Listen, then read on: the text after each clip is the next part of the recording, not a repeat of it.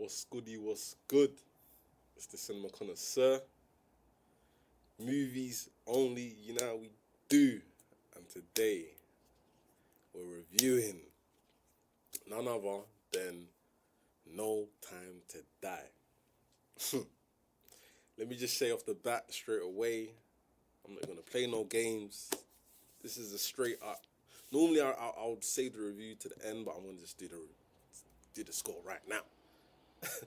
I'm going to give it a solid 7.9 out of 10. Solid. And let me just say, I didn't even know. I'm going to be real. I don't know how I missed this, but I didn't know this is Daniel Craig's last film. And yeah, I'm real. The way it ended was mad. I didn't see it coming. I was like, what the? I was like, what? Did I just witness this? Did you get it? I was like, did I just witness the way they just? I don't even want to. No spoilers in it, but you get me. But overall, obviously, it's a long film. It's actually one of the longest Bond films. But I didn't even fall asleep once. I never normally do, but I was, especially the intro scene, the first 20 minutes, the intro's off the edge of my seat. Didn't even want to touch my food. Knowing the film's so good, you don't even want to touch your food. Like, the film was that good. Like, yeah. Bond was sick. There's a obviously female Bond now. She come true. I got it. And I didn't get it, but I got it. Do you know what I mean? It made sense and it didn't make sense at the same time. But I like the back and forth that her and Bond had with each other.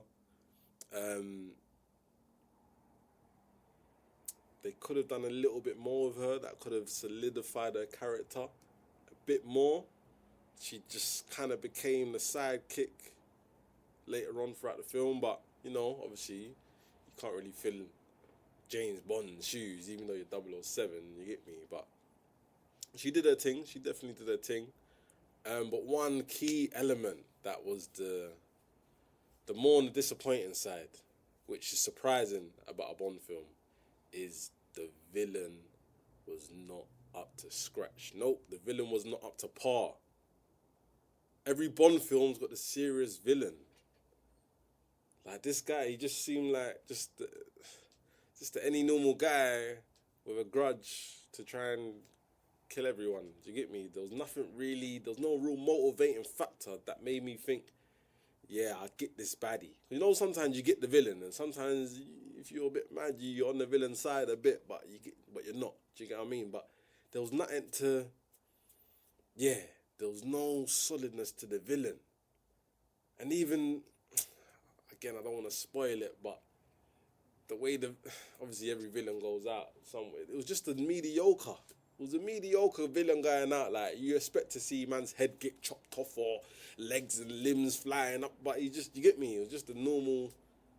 Yeah, I wasn't really impressed on the villain side. I was not really impressed. That's why it didn't really get the 8+.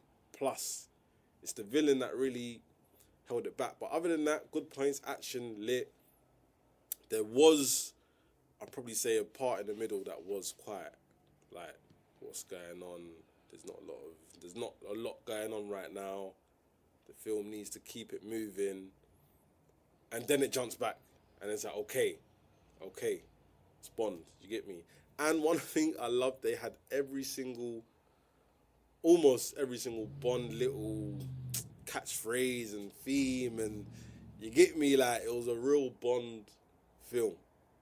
And Daniel Craig, let me salute you right now, my brother, because I'm going to be real. When I first years ago, 15 years ago, whatever, heard Daniel Craig is going to be the first Bond, I was like, nah, I'm sorry, nah. No. Why is Bond blonde? That's what I was saying. I was like, why is Bond blonde? Bond is normally a blackhead.